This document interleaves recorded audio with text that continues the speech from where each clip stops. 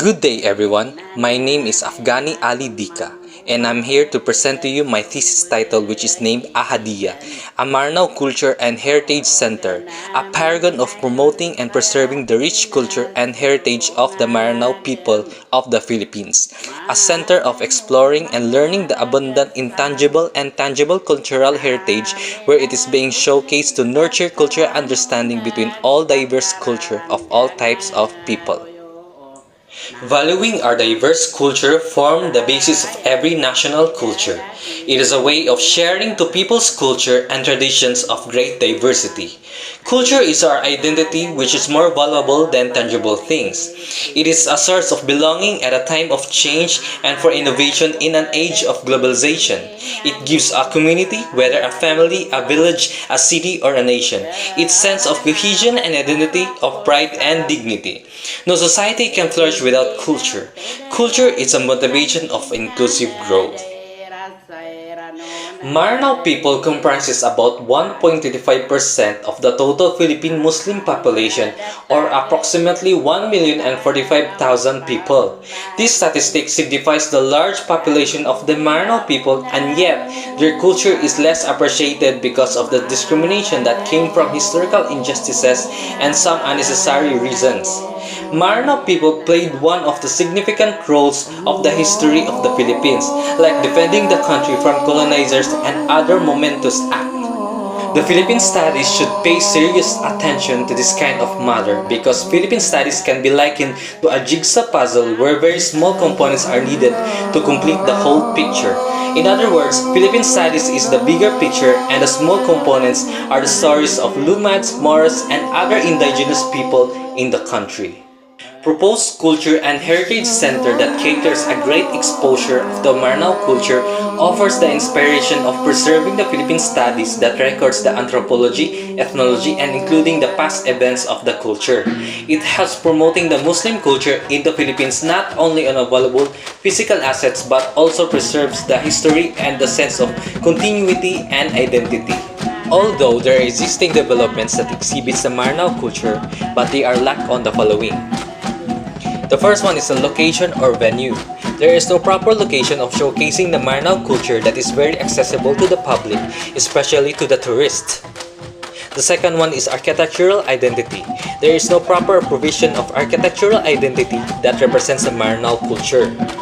And lastly, architectural guidelines. There is no proper architectural design and guidelines to achieve the most satisfying culture and heritage center. Thus, there is a need to achieve as a high level of cultural development to ensure that this legacy is protected, in particular through our technology, creativity, and foresight. The project is located at Tubod, Iligan City in northern Mindanao, which is like the gateway of Moro and non-Moro people since the area is in between the majority of Moro people of Marawi City and non-Moro people of Cagayan de Oro City. So with that, it will serve as a great location to have a big opportunity to promote to the public the rich and inspiring culture of Maranao people and act as a bridge to narrow the gap between Moro and non-Muslim people through cultural understanding. Also, Iligan City is one of the highly urbanized city in northern Mindanao, and it is one of the competitive regions of the Philippines when it comes to tourist destinations. So with this proposal, it will surely boost not only the Mindanao's tourist attraction and bridging the gap of culture differences, but also the Mindanaoans' pride on it. And there are three main audience of this project, and these are: the first one is students because it is part of the Philippine studies, and the second and third one is the foreign and local tourists to promote cultural tourism and understanding.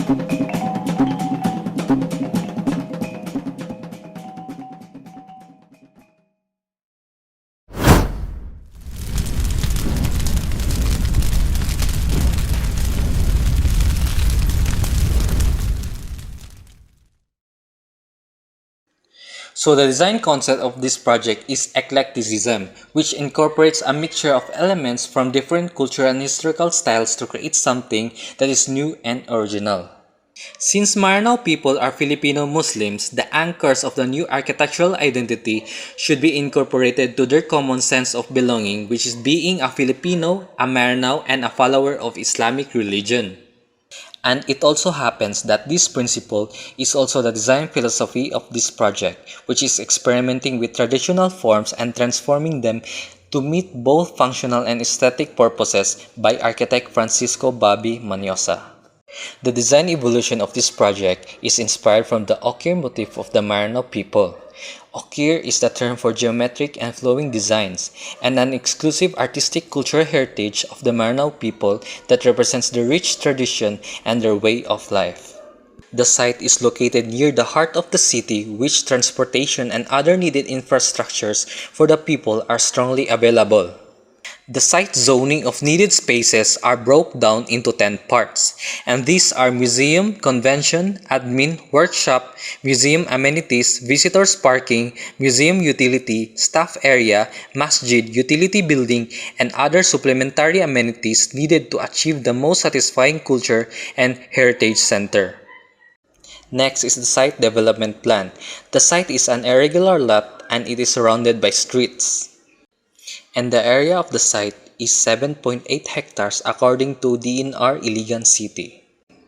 In this site dev, the design layout is inspired by the ochre motif because of the culture it represents and also to achieve the connectivity of smooth flow of spaces. So as you can see, the main public entrance is oriented along the national highway and it is separated with the cars entrance to minimize the choke points of cars. And also to have a smooth one-way drive of the car since entrance and exit of the cars are separated.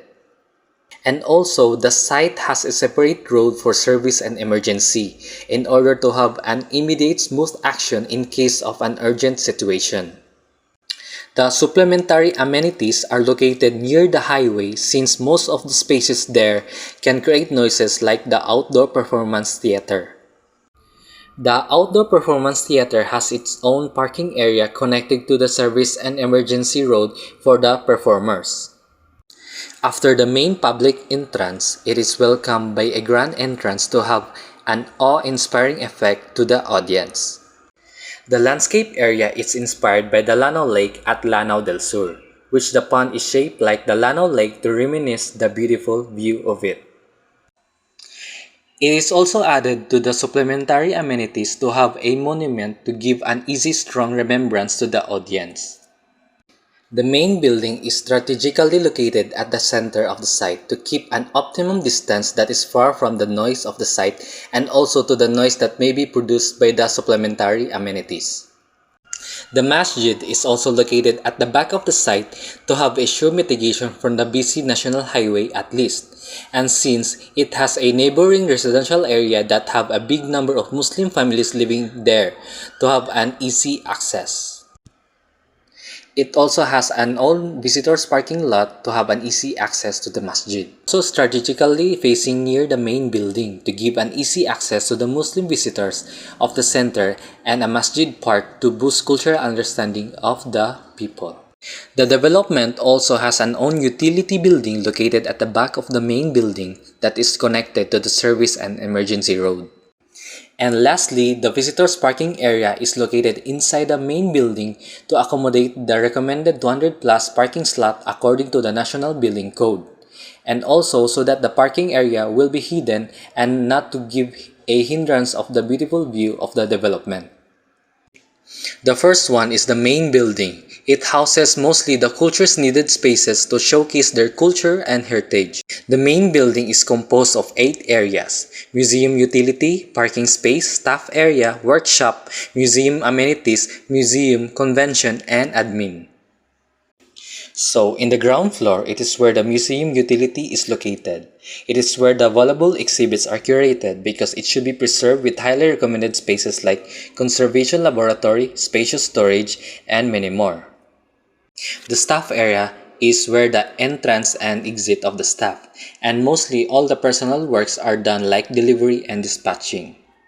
And the last area of the ground floor is the 200 plus slots visitors parking space with an additional of 5 slots of bus parking because it is recommended on the National Building Code. Next is the upper ground floor. It is where the workshop spaces are located, where the visitors can learn the culture's highly artistic activities by joining a class which is taught by a legit culture master of a specific work.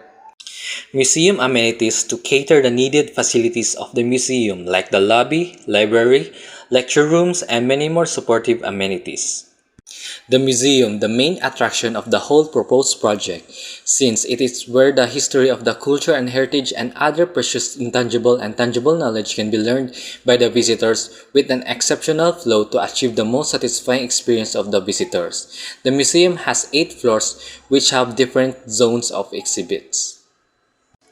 And next is a second floor plan. It is where the convention spaces are located. It is where the visitors can arrange an assembly or gather for a special event of the Maranao culture, and also supported by entertainment spaces like theater, auditorium, function room, and many more, to have an all-around gathering of visitors and showcase the culture's artistic media and indoor performances. Admin spaces where the needed management officials and government agencies like National Commission for Culture and Arts and many more are located to give support to the development. So the elevation of the main building is the form is inspired by an ochre motif, but it is also coated by a Torogan physique, an iconic traditional house built with a lot of Maranao artistic details like ochre, panolong, and many more, by the Maranao people to give a strong emphasis to their culture and heritage, and also it coated by an Islamic pattern bristle to reduce heat gain within that building by deflecting sunlight. As you can see on the ground floor, the ceiling height of it is 5.6 meters to cater the bus parking, and it also happens that it is like the design of the Torogan because of its high stilts. And lastly, the eye-catching dome. It is a steel structure, glass-clad lamella dome that has a diamond pattern to give strong emphasis to the Islamic design elements. Next building is the masjid. It is just a typical masjid that caters 300 packs of people, and that includes the residence area and the visitors. And as you can see, the orientation of the Qibla of the masjid is leading to the sacred shrine of the Kaaba in Mecca, Saudi Arabia, toward which Muslims turn 5 times each day when performing the daily ritual prayer. The overall look of the masjid is inspired by the vintage pagoda style of masjid very long time ago. It is a masterpiece of the Maranao, but sadly, this type of masjid today are no longer being implemented. So that's why this style should be revived and preserved. And the last building of the proposed project is the utility building. It is composed of fire station, MRF, and powerhouse. So in the feasibility study part of the proposed project, the overall construction of the development cost approximately 2.2 billion. So this includes the bristle, waterproofing, acoustics, and land development cost. And for 6 years, the total revenue will be 2.2 billion pesos.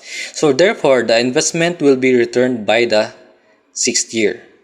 So in conclusion, this project is highly recommended to be implemented because not only it will improve the cultural understanding and boost the cultural tourism of the region, but also it will boost the region's economic through this project. It is highly expected that within at least 10 years span of operating, this project will surely enhance the tourism of Northern Mindanao into international level.